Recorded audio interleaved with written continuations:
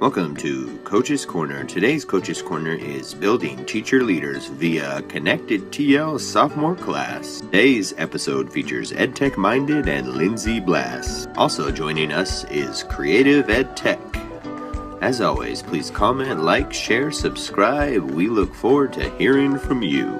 It's going to be nothing. All right, we're live. We're recording. We're on air. All right, sports fans out there. This is Coach's Corner live on Blab. Today we have a special edition featuring two, possibly three. You never know, might be a surprise. Special guests. Special guest number one is on my screen. She's right here. And special guest number one, introduce yourself, your role, your location, and your favorite tech tool. All right. Oh, favorite tech tool. Hi, everyone. Lindsay Blass. I am a math and technology integration coach with a middle school emphasis, and I am up in Campbell, California. So that's in the Bay Area near San Jose. Favorite tech tool at this moment, I mean, because it changes every day, right? Changes every day. At this moment, it's been GoFormative. Really been enjoying using GoFormative for some quick formative assessment, seeing the student screens at the time. Oh, but no, then that competes with Desmos. I'm with Desmos Activity Builder tool. You can do the same thing, but with math and graphing. So, final answer. Desmos is new to me, although I do love GoFormative. I'm going to have to check that out. Yeah, for your mathies. Definitely recommend it to your mathies. Desmos. Yeah. All right, and down here we have Mike Master. Mike Roland. Mike Master Roland. With 20,000 high fives. Yeah, and it's not a glitch. It's been confirmed in the chat. Okay. I'm that loved. So my name is Roland, and you can find me on Twitter at EdTech Minded. And I'm a technology coordinator at a small charter school. And what that means is I run the internet, I run the hardware, I run the software, make sure everything works, but then I also work with the teachers to bring that into the classroom with some solid pedagogy. Awesome. And your favorite tech tool? It's an app smash. Is that allowed? App Smash? Yeah, is that allowed? I will accept this. So, you may not have no more than 5 apps, though. Oh, just two. Just Okay. two. Google Slides with Snagit. And yes. what I've been pushing lately is I'm really trying to, my big push is getting rid of the oral presentation in the classroom where everyone sits, listen. And not that it's a bad thing, but we can kind of up the game every once in a while. And so most of the teachers are on board, and what kids will do is make presentations in slides, throw it in full screen, and then do an audio recording with Snagit, and it makes a movie. And then my next step, this is going to be awesome if I can pull it off, is getting the teachers in to collect all those links for all those videos that get shared in Drive, send them out to the kids in a hyperdoc where they can then say, hey, Kevin, you watch Susie's, and now fill out this form. And then using some form mule, the feedback goes back to the kids from the other kids, and also the teacher gets a copy of the email. I love that. I totally am I love student presentations are good to give student speaking experience, but I don't know, if you do too many of them, they get super boring, and I can't sit through 33 presentations, so I can't imagine my students sometimes. Yeah. Well, they have their place, but I think what it is a lot of the teachers, the reason I put this in place is that they were recording them and making the kids watch them again and then reflect on it. And I was like, okay, well, that's cool, but I wouldn't watch my live. They're crappy recordings. You know, the audio is terrible. And no one does it again. But when they do the audio recording, exactly, they go. No kid does a first try. They listen, they hear a glitch or a problem, or they mess up in their speech, and they re-record. Love it. Now you have revision, and now they're putting out polished pieces. And so if you want for them to reflect on it, they're already reflecting in the process. They're not going to watch that video, their oral presentation, where they stood up and say, you know what, I can do that in probably less than 5 minutes. Let me try it again, Mrs. Whatever. Right. So, but it naturally happens because there's that pressure. They want to make it perfect, a nice polished piece.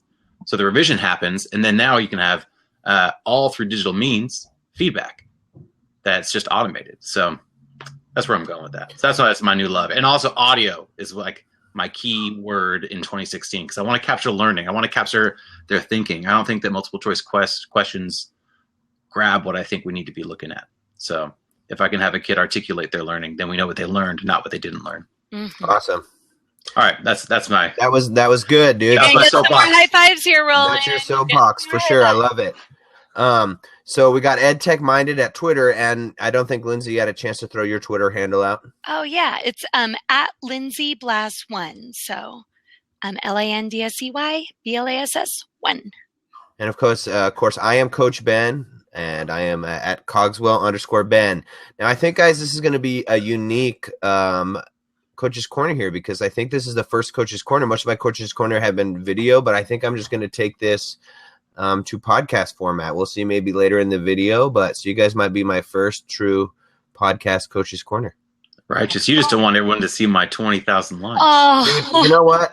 Maybe I'm gonna have to incorporate that in there. I thought about it, so maybe just for that, Roland, I'll do that just for you, buddy. Or just put it in the show title. That'll work. Yes. But we got still a few, so you might get a few more in there, right? Yeah. All right, so we got our awesome special guest, and the reason that we're here is it's a little bit of a celebration, I would like to say, although it's a little sad that 1/3 of the new team couldn't make it. I set a tear out for my homie here, Creative Ed Tech, Ryan O'Donnell. But today we're celebrating about connected teacher leaders, and we're here because we have some awesome new additions to the Connectedtl team. If you don't know about the Connectedtl team, there are 3 current mic masters of the Connectedtl team. Number 1 mic master, Roland, is? Oh, I thought you were calling me the number 1. No. Which, fine. No, number 1, I want to say it was Rhonda Carippo. Okay. In no particular order, Lindsay. Yeah, they're okay. Who else do we got on the team? can I list the second 2? Yeah, sure. Yeah. I think you should. So we have Kate Tolnight and Matt Bowdry. Okay, and you can follow them at Twitter. Go on the Connectedtl. And then we have the 3 new team members, which is really exciting because all 3 of these people are super awesome. Number 1, new Connectedtl member. Congratulations in no particular order. Ladies first always, of course. Miss Lindsay Blass, she is right here. Super awesome. Below me, the second one that's here, awesome. I love number 1 is beard, and number 2 love his personality. And we have Mr. Roland, and I'm sorry, Roland, I'm not going to say your last name because I'm going to butcher it. It's Spike Lee without the sp. Ikely. Ooh, nice. Ikely. I like that. And number 3, who is not here, Creative Ed Tech, that is Ryan O'Donnell. So we have some questions about building teacher leaders. How do we build teacher leaders to kind of spread the love, right? I'm all about the Spark EDU. Let's start the spark and then let's light the fire. So that moves us on to our first question. This is the question I always ask everybody, and it is with regards to your working with teachers or your coaching. What is your coaching mantra? What is your philosophy that drives your work? And Lindsay, you want to kick us off? You first. I'll kick us off. In a nutshell, what I'm trying to do in my coaching work is just sort of bring learning back to life. I think, a lot of classrooms just through time have gotten stuck in the delivery of the content without thinking of sort of the real world applications that accompany it. And when I was in the classroom, I was really fortunate. I did some work with Stanford and was able to participate in writing a project-based learning curriculum. And so I taught 6th grade math entirely through project-based learning. And man, Wow. Did my kids come alive, and they loved it. And tech was a big part in bringing that learning to life and actually being able to bring in real world application pieces that you wouldn't have otherwise been able to. So sort of math and tech have been my big passions. And how can you use tech and sort of other methods to bring in those authentic learning experiences and get students actually seeing the why in what they're doing.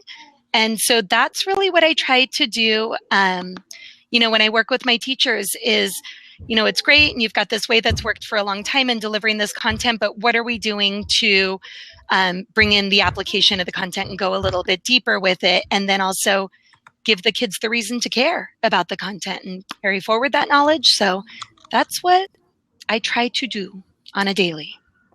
I love that, keeping the student in your forefront. I think that's great. Quick follow-up question. Was it hard for you to leave the classroom? Oh my God, so hard. So hard. The last week, I had tears in my eyes pretty much every day. So my students, we pretty much scratched instruction the last week because they were just making me goofy cards and videos and being like, it's okay, Ms. Blass, you're going to be okay. But, it was fun too because I taught 6th grade and currently coach 5th through 8th grade. So I get to go follow my students in their 7th and 8th grade classrooms. So I knew that I sort of had that to hang on to. But it's still hard. You find something really fun and cool. You think of something you want to do. You wake up in the morning and just want to go in and see a group of kids that you know and they know you. And that's not what you do. You just have to hold on to seeing a group of teachers that you know and they know you. And then I'm starting to get to know some of the classes, but it's different delivering a lesson to a class when you're like, I don't know any of your names, but let's go ahead and do this. You there, let's answer. do it. I gotta say, I was a 6th grade teacher. That's pretty much most of my experience. Love 6th grade. Yeah. What about? Do you have anything else to add? No. I think that's it. 6th grade's awesome. So is 7th and 8th. Yes. Middle school. Middle school. It's where I've been the last 6 years. Yeah. So what about you, Roland? What is the key behind your work? What drives you with what you do? Well, I'll go in the reverse order of how Lindsay kind of framed it, and that is, it was tough to leave the room. I was trepidatious, even though that my two passions are education and then technology. Now, I'm a gadgets guy. I love that kind of stuff. So it made sense. Like, it sounded fun, but I'm in education to be the educator that I needed when I was in education, right? Like, I was a high school dropout. And as things formed for me and I found this path, I found my calling as I was in there with 30 kids at one time. Like, that's what I'm giving back and trying to make those connections and do what I needed when I was there. Does that make sense? Mm-hmm. So I was worried that I was no longer going to be following my mantra for just being in education in general. And once I stepped into the role, I found that I was now influencing an entire school, right? Like, I was able to do right by kids by helping adults do right by kids in my eyes. Now, it's my agenda. I'm pushing, what I feel to be good, but I know that I'm coming from a good place. So, and then what I found is there's a lot of parallels. So I work with the teachers much like I would work with the students. It's almost synonymous, and not to say that it's like, it's different, but it's the same in that I'm meeting where they're at. And I'm just trying to see where you at and how can I elevate. And so my mantra is just provide opportunities, right? Just provide opportunities. And so I think also I've come to realize that we talk a lot about meeting like the needs of the kids, but we often don't meet the needs of the adults. And I think that I've always just been an independent kind of person anyways. I never really needed it so much. But then I see how what I can do for other adults on campus has impacted the entire culture. So awesome. So, I mean, it sounds like you guys are kind of really both in it for the students, and all the way. That's awesome. Give opportunity and think about the students. And I think those are good things that kind of drive us as educators to move people forward. Absolutely. So now going back to the fire kind of metaphor and building connected leaders, because that's kind of what we do and what the motto of kind of connected teacher leader is. So with that being, right, a spark can start a blaze, but how do you build teacher leaders on an individual level? So Roland, you want to take off on this one? Yeah. We'll take turns. Time. First. No. But I have a luxury that I know a lot of the people who are in my position don't share, and that is a really small, intimate staff. And so I support 10 teachers, and it's beautiful because I'm able to really give a lot of support and a lot of attention and build strong connections with all of them. And so, and they're a great team. There's not a single one that I would be like, oh, I got to go in this room right now.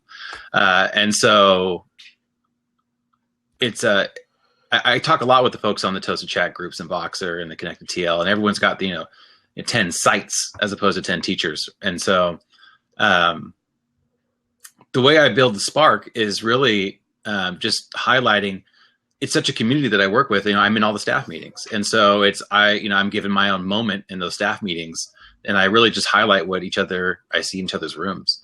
And so it's not uncommon for me to say, hey, I love what you're doing. Will you show this to the team?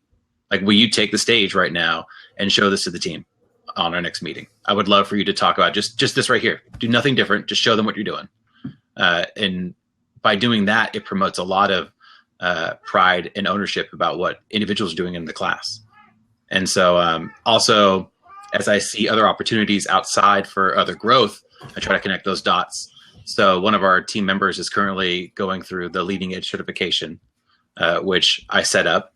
And not, I'm trying to take credit, but it was like I saw an opportunity and said, hey, would you be interested in this opportunity? And then did all the back end of the paperwork and all those kinds of things and just made it happen. And so all the team member had to do was just show up and do it. And all the funding happened, everything just worked. And so I'm able to make like those connections happen as well, beyond what I can provide. Awesome. Yeah. So I think that, I love that idea of kind of giving them the stage and letting them share their awesomeness. Because it's good building that teacher leadership. Yeah. So what about you, Lindsay? How do you start that spark on the individual teacher level? I mean, I think Roland's really onto something in terms of pointing out just the value in what they're doing and the impact, because teachers are working so hard day in and day out. And we don't realize it's quite often that it could be almost an entire school year before the teachers hear any positive feedback on anything that is that they're doing in their classrooms. And, they could be pulling out the stops day in and day out, and they're just someone who doesn't happen to have those interactions. So I like to get into, I've got a few more schools I'm rolling, but not tremendously. I've got 3 school sites. A couple of them are pretty big school sites. And then 4 school sites, if you count. I have one sort of misplaced 6th grade teacher at an elementary site.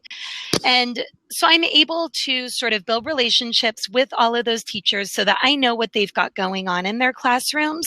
It's a stretch to be able to do that, but by bouncing sites, a couple days here, a couple days there, I can do it. And then highlighting what it is that they're doing, because it's huge. There's great stuff happening in the rooms.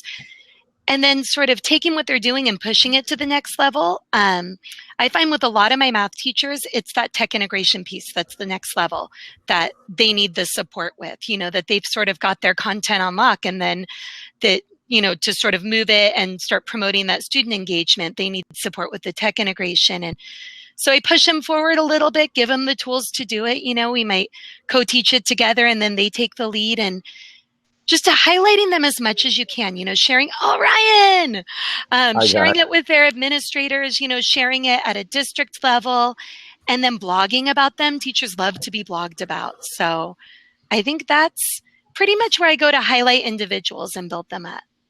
I love that idea of, the blogging and putting them kind of in the spotlight. So that's really cool. And I think that's something that I will take back with me to implement in my practice. So all right, we have finally person number 3, 1/3 of the new people, new moderators of Connectedtl in the house. Hi, everybody. How you doing? Uh-huh. It is for sure. This is not whatever I got going is not screenshot worthy. Oh no! All right, so we have everybody. How you doing? This is our first return person coming on Coach's Corner. The first return. I am. Yeah. I'm the first one. You're the first return. Wow! And so with that, we have. Introduce yourself, your role location, and your favorite ed tech tool. Let's see. I'm Ryan O'Donnell. I'm a tech TOSA from Rockland, California. This is my first year in the TOSA role. I've already been on the Coach's Corner. What was that? And boy, there's a lot of great tech tools out there. My favorite that I'm really digging a whole bunch is I like iMovie. iMovie on the iPad and the iPhone. It is the killer app for tablets. I would agree with that. I love iMovie. And we have our other special guest here, little boy over here. You want to say your name? What's your name, little boy? Nope. All right, this is Tucker joining us live on Coach's Corner. All right.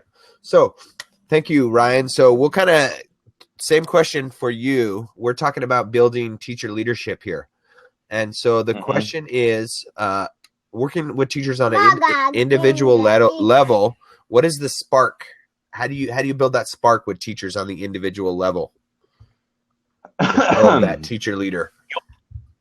I think you have to kind of you have to find out what their interest is. And in many ways, it's that, we were talking about it today with my other TOSAs. It's those moments that you can never really prepare for. It's they have a quick question or you had a quick idea based on something in that conversation. And that is kind of the hook. And so that's why in many ways, as in this role that we're in, you kind of have to have that toolbox of this ideas that you can kind of pull from. Yeah. And to be able to reach them, because you never know what it's really going to be. Yeah, and that's true. Even I have a small staff, and they're always throwing curveballs, right? Like, hey, I'm doing this. How can we accomplish it? And I've got to like quickly turn the wheels and then say, here's what we can do, or at least try. Yeah, it's a curveball. That I like that analogy, because like in baseball, you always have to be ready. Like, what is that thing going to be? Yeah, what's the pitch? And so, I used to have like, hey, there's a couple things, like, let me show you. There's a lot of great tips out there. And for me, we talked a lot about the newsletters in the past. The newsletters, a lot of were those little kind of cool sort of tips and ideas. And that's kind of what I want to think in my back pocket as a teacher showing me something like, hey, I'm doing this or that. And I'm like, hey, you know what? You should check out this, which one doesn't belong? And they're like, what's that? Well, like, check out this Twitter thing. And there's 4 different pictures. Which one doesn't belong? It's great for math. It's great for any sort of thing. And like, oh, hey, that's a great little tool. And so the hard part is for me, and probably for you guys too, is like, how do you almost want that cheat sheet of ideas like that I can pull from, because I forget so many sometimes. Like, I'm trying to remember one. Like, the most recent one is try to be able to find images with transparent backgrounds. There was a great site that I found, and now I can't remember what it was. God, I thought I'd bookmarked it, and I didn't. Oh, and I think you shared that with us, right? He did share that with us. Yeah. I think I've got it in my notes somewhere. Yeah, I'll look for it. I'll look for it. It's totally in my notes. Yeah, and because somebody wants to find some images, I get those questions all the time. What's a great place to find royalty-free, copyright-free, and how to be able to search for those? And I almost want, I don't know about you guys, like, do you have that perfect place? Sorry, get some. It's all good, dude. Dogs, kids, it's all here in Coach's Corner. It is, yeah. Yeah, so like, where do you house all your resources and ideas?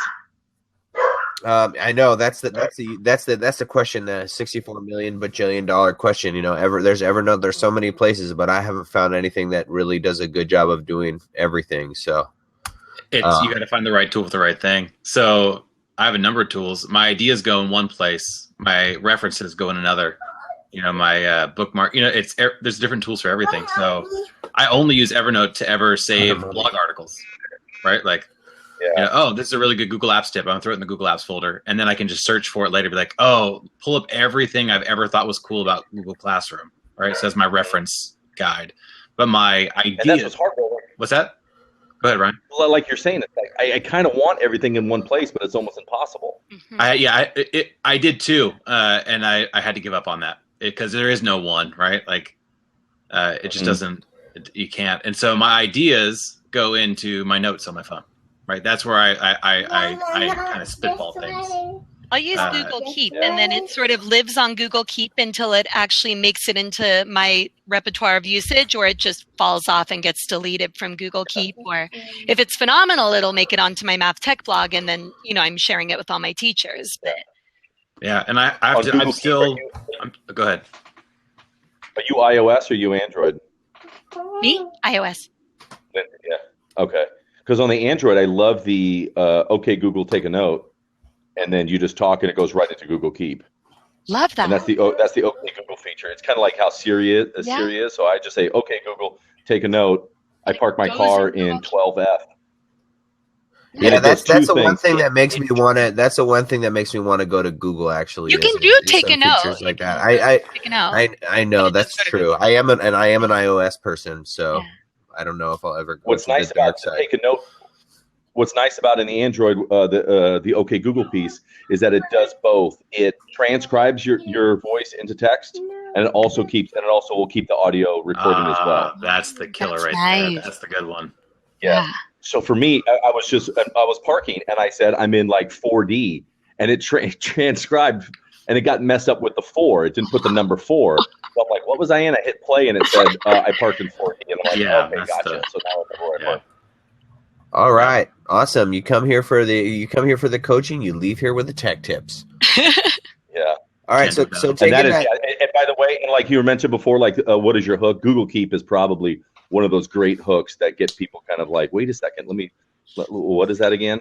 Because it really is sort of a ubiquitous tool that can be. Yeah, and it's pretty simple. So now you got some great ideas on on how to start the spark on an individual level. And I know, Roland, you still work with a small population, but when do you excuse me for a second. Hey, buddy, go see your mama. Go have mama. Gotta help a little guy put on his pants sometimes, right? Sometimes. Yeah. Sometimes. Only sometimes. So how do you guys build leadership on then that larger scale? We're building teacher leader, and that doesn't even have to be thinking about at your site, being active either through social media. It's not always about, the teachers at our site, as I'm sure you guys know, and that you represent yourselves on things like Twitter. So go. Ryan, you were here. Real fast, if I don't mind me interrupted. Who's this? You are getting more loves than I've ever seen, Coach Ben. It's a constant stream. Did you look at Roland? No, have you seen Roland? Have you seen mine? Have you seen Ryan, Roland? let's just click down on each other. It's the hair. Yeah. Who is that? It's just nothing but those icons coming up. What is that? Well, earlier we had a guy Is that named all Michael. like I think it was Michael earlier There you that go. was giving Roland a lot of love. Oh, geez. I switched over to Now me. it's Tron Rex. Oh, it's Tron X. Hi, Tron. Tron Rex is hitting it, man. What Yeah, about for me, sure. Tron Rex? Yeah, Lindsay. It's just the guys. They just like guys. I don't know. Okay, well, Like, it's a oh, thanks, Tron Rex. Woo woo. left a copy. Real fast for me, in terms of the district or other places, at one of the schools we've implemented it. And I'd like for the other schools to kind of work that direction is do the coaching model, in which that we have teachers start stepping up as teacher leaders. And at the high school, teachers have different prep periods. So like if you teach 8 classes, let's say you got a period 2 prep. And so what we're doing is we're assigning all the staff will now be associated with different prep period teams. So like all teachers who have second period prep, once a month, they got to get together and they'll be meeting with one of the other teachers on that prep. And he or she is the instructional or the coach. And their job is to just basically kind of help push PD, but in a much smaller setting. And what's also nice is that these are not subject level. So in the past, it used to be you would meet with the science department or the math department, but now it's, hey, you got band teachers and French teachers and science teachers, and they're all working together, and they're not being led by anybody. It's not administrative led or district led. It's just led by another teacher. And it's sort of basically that small group PD. Awesome. Love that model. Sounds very interesting. What about you, Lindsay? How do you get your biggest bang for your buck? Yeah, few things I've been doing with my teachers because, what's cool is since I work with all the middle schools and we've got such a specific focus with math, we can kind of create and change vision together. You know what I mean? So I create a lot of work groups. So in situations where I might have facilitated a professional development, instead I'll say, well, could I just coordinate a work group and we could curate resources and decide how to share these back, with the staff at their site. So then that way the teachers kind of get some more leadership where not only did they help me create and curate whatever it was that I was going to deliver, but then they're also sharing it back, whether it's with their grade level group or usually if they share back with the whole staff, then I participate and help them out with that. I'm really trying to get more of that co-facilitated professional development going as well, just because I think the teachers have so much to offer and I only get these little glimpses when I go in their classrooms of what's going on. So some of the upcoming PDs that we have going, they told me if I get enough enrollment, then I can get some paid teacher leader prep times so that they can start sort of building out their role, because I know when I was in the classroom, I was given so many opportunities for leadership, and I want my teachers to have that because I think then you take a lot of ownership about what's happening in the district. And I think we've created a lot of groups that are getting that going. It's just, starting stages. What month is it? January? It's January? Yes. We'll be there. We're going to get there. Yeah. All right. Awesome. All right. So I guess Yes, you're our I'll closer. head it up. So being a small site and being an independent charter school, we don't have the district to pull on to kind of interconnect and create leaders throughout a larger network that's already a network. And so one thing that has definitely upped my game this school year has been getting connected with people like you across the internet. And I think it's because when I talk to the staff about the things that I am good at and that it's my specialty and no one else on the staff hold that specialty. It's easy to sound smart and it's easy to sound great at what you're doing. When I talk to peers who I feel have great ideas or even better ideas, I'm humbling myself, and then I get a lot of either ideas, but then also affirmation that I have good ideas, and it makes me feel like, oh wow, like on a larger audience across people who are all doing what I do, who day in day out have these ideas, they agree with what's going down, and then also like uplift and give me more ideas to be better and up my game. It just kind of the muscles flex a little bit. You feel good about it. So my thing is how can I get the staff to connect to a larger PLN than just us? Mm-hmm. And then the other thing I've been thinking about is how do I get them to start telling their story and get their own story? And it's a little hypocritical. I never did when I was in the classroom. It's just tough. You're too busy creating the story as opposed to telling it after it's happened. And so, but I see the value in that because I've always read a lot of blogs. I've always read other teachers who tell their story and always wanted to do that. But I think now I'm in a position to try to help people start telling their story. And I think something that's been working well with our staff for that, Roland, is advocate for them to go to professional development, because there is no easier place to get people going on Twitter than at a really cool conference, where you kind of have to be on Twitter to see what's going on the back channel. And I had advocated for all my math teachers to go to the CMC North conference at Asilomar. And my math teachers, I would say at this point, are heavier tweeters than our site tech coaches are. And so I'm hoping at Q that's going to sort of shift into more of a balance where they all become heavy tweeters and start seeking out that PLN. But I feel like that's such a great place to start too. Right. And it's also, I think there's the human connection when you start having a reason to be a part of that. And I've had a Twitter account since 2009, but didn't really pick it up until I went to Fall Q this year. Mm-hmm.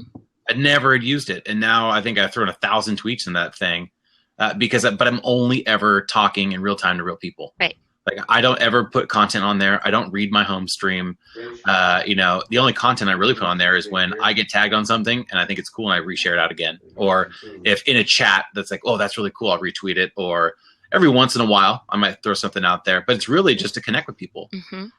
And I use it almost in the same way that I use it for Voxer. It's, I sit down for a chat and I'm live with folks. And other than that, I leave the tool alone. And so, and it's because I like that connection, right? Like I like feeling, actually, I use Twitter for so long and it's like, I can throw a tweet out there, but it just goes into the ether. It's like you get no feedback. There's no audience, If you throw a hashtag, you may not find anyone looking at it.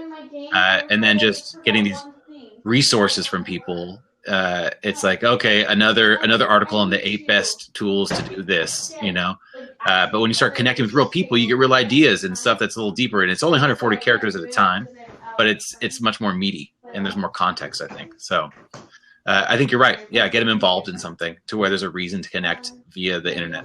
I love that. I love that. Get them on that Twitter. Get them sucked in. PD for life. I have a really cool teacher leader building story through Voxer that just kind of took place yesterday.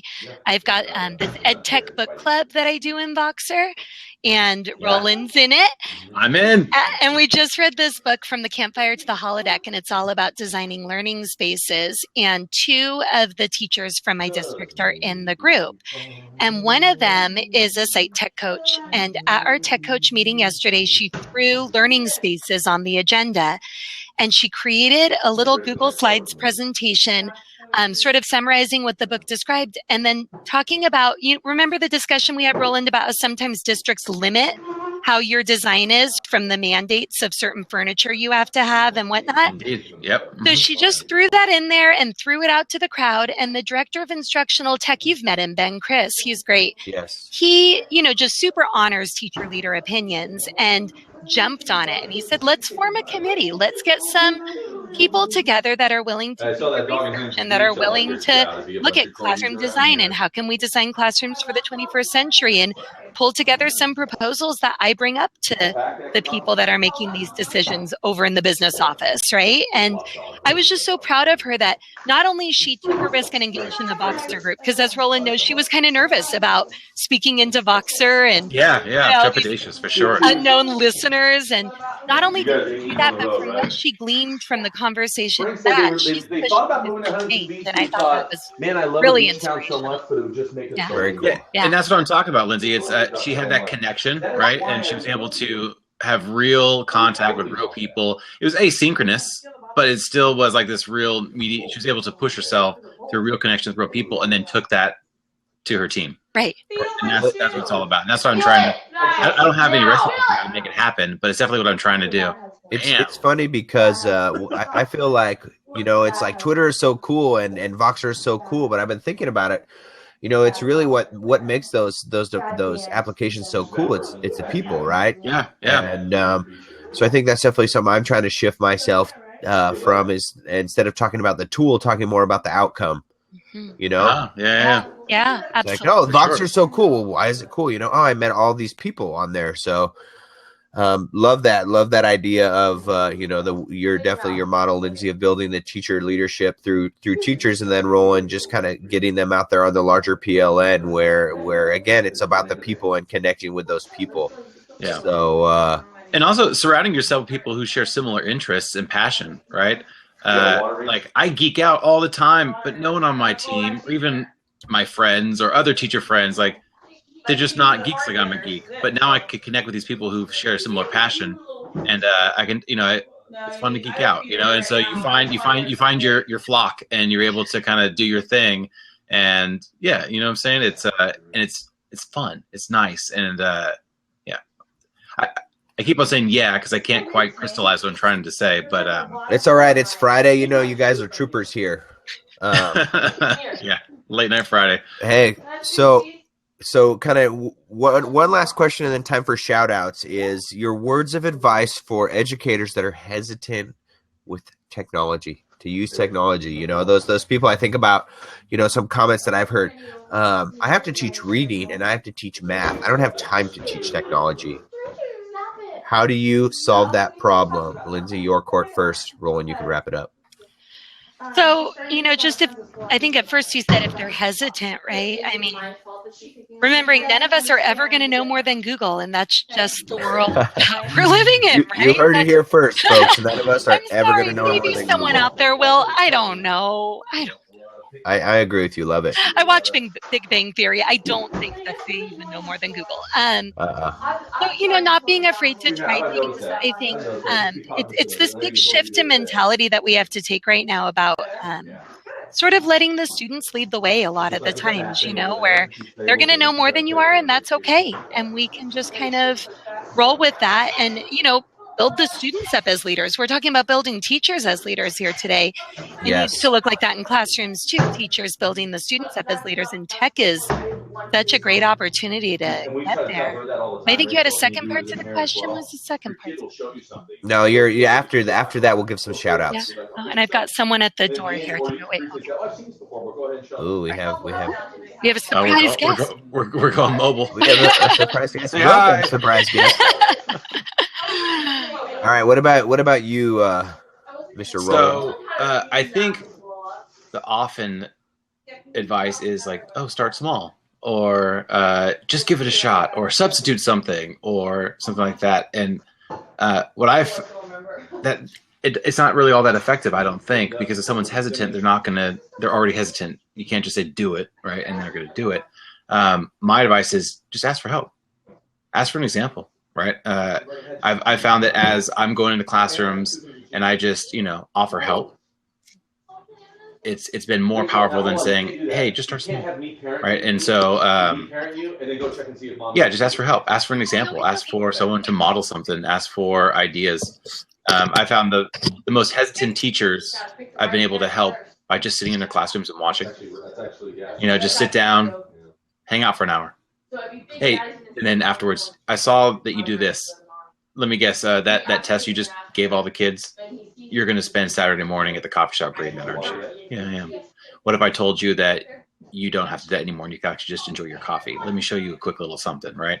And so, but they wouldn't have seen that. They wouldn't have found that on their own. They wouldn't have started small and found that on their own. It's through being willing to accept help and advice and ideas from others. I'm sorry. Awesome. Trying to focus. Hey, it's all The good. background music is beautiful. I don't hear anything. You don't hear it? No. Is it yours or Ryan's? Wait, Ryan's. You don't hear that singing? You got to know when to hold him, know when to fold him. The whole Oh no, I have Ryan on mute. I muted him long ago. Yeah. Oh yeah, there it is. the whole family's singing it. The whole family's singing it right now. Yeah, I have him on mute, so hopefully I assume he's on mute in the recording. Otherwise, we get to get it in there. I need better headphones. Yes. All right. So I got to mute him. I got to mute him. Oh wow, they are. That's awesome sauce. Okay, though. he's muted. I can't focus. all Friday right. night at the O'Donnell house. And seriously, right? Rachel. Hey, we need to get Ryan. We need to get a picture real quick, dude. I don't know if that's Ryan. Is it Ryan? Yeah, I think it's Yeah, Ryan. that's Ryan. Ryan, picture. Look at the camera. Hello, Ryan. Look at the camera. He's no good. Ryan. All right. So, shout outs. Any people special to your heart that you're wanting to give some love? Go for it, Lindsay. Oh, I go first. I'll go first. I don't care. You go first. You go first. So Rochambeau. There's too many swimming in my head. I got to narrow it down.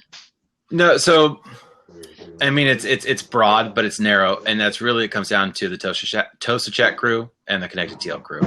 I fell into both of those categories or crews around Fall Q, and it's completely changed a lot of what I do, and it changes my perspective. Oftentimes, it's easy to feel kind of crazy, like you're the only one that thinks the way you think.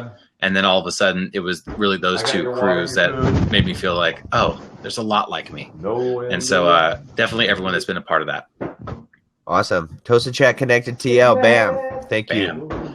Actually, and then one other shout out is more like a plug. Yes, plug. And this has been kind of going around. We haven't officially figured out how we're going to plug it, but we're just going to do it right now. And that is at Q. You know where I'm going with this, Lindsay. If we're doing it. So at Q, the karaoke is being hosted by Connectedtl. With special guest.